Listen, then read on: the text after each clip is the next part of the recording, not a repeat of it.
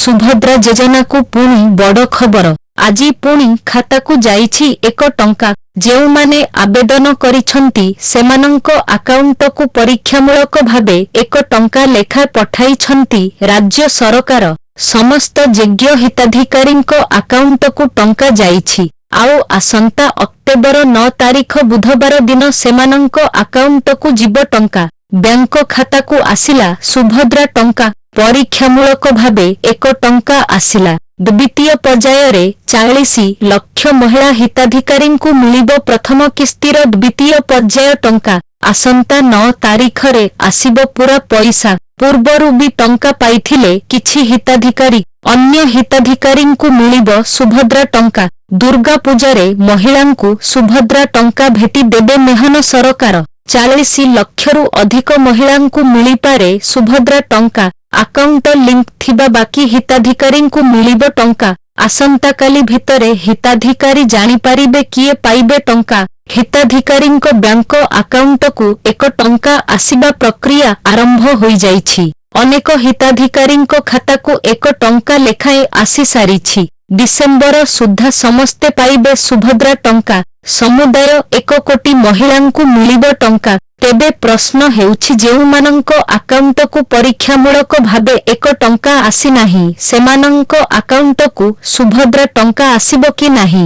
ए नेई अनेक महिला द्वंद्वरे रहिछंती। सेमानंको अकाउंट को टंका आसिबो कि नाही ए नेई प्रश्न भी करूछंती। तेबे एथिपाई आद एकारलेटिबी 5-7 व्यस्त नहेबा पाई कहिछंती राज्य सरकार। जेउमानंको अकाउंट को परीक्षामूलक भावे 1 टंका लेखाए आसी नाही सेमाने भी पूरा टंका पाइबे। आसंता 9 तारीख रे सेमानंको अकाउंट को भी टंका जीव। किंतु बड़ कथा हेउछि सेमाने सुभद्रा टंका पाइबा पाई योग्य हेइथिबा आवश्यक। ए नेई पूर्वरु भी स्पष्ट करिछंती उपमुख्यमंत्री प्रभाती परिडा मयूरभंज जिल्ला को गस्त करिबे मुख्यमंत्री मोहन माझी। एथिपाई जिल्लावासी एवं विशेष भावे महिलांक भितरे बहुत उत्साह अछि। बारिपदा छौ पड़िया ठारे सुभद्रा योजना बंटन पाई कार्यक्रम हेब।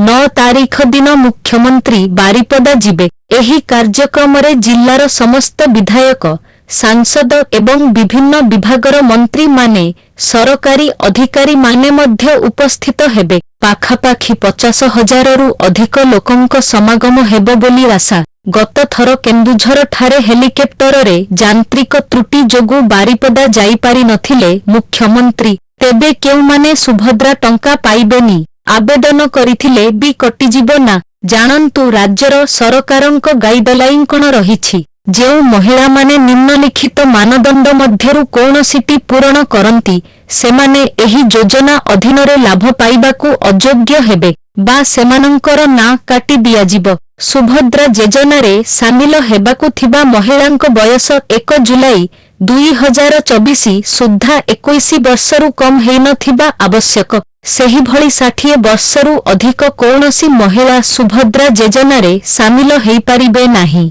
एमाने जदि आवेदन करिथिबे तेबे ना कटिजिब। सेही भली जदि कोनोसी महिला मासकू मोट 1,500 टंका किंबा ताठारु अधिक किंबा वार्षिक मोट 18,000 टंका बा ताठारु अधिक कोनोसी राज्य किंबा केंद्र सरकारी योजना जथा पेंशन छात्रवृत्ति इत्यादि सहायता ग्रहण करुछंती सेमाने सुभद्रा टंका पाइबा पाई योग्य विवेचित हेबे नाही। जणे महिला निजे किंबा तांको निजर परिवार सदस्य जदि वर्तमानर किंबा पूर्वतन सांसद किंबा विधानसभा सदस्य होइथिबे सेमाने सुभद्रा योजना रे सामिल हेइ पारिबे नाही। सेही भली रायकर देउथिले एही योजना रे सामिल हेइ पारिबे नाही जे कोनोसी सहरांचल स्वायत्त शासन संस्था किंबा पंचायती राज अनुष्ठान रे निर्वाचित जनप्रतिनिधि होइथिबे केवल वार्ड मेंबर स्थानीय परिषद सदस्य व्यतीत तेबे सेमाने एथिरे सामिल हेइ पारिबे नाही।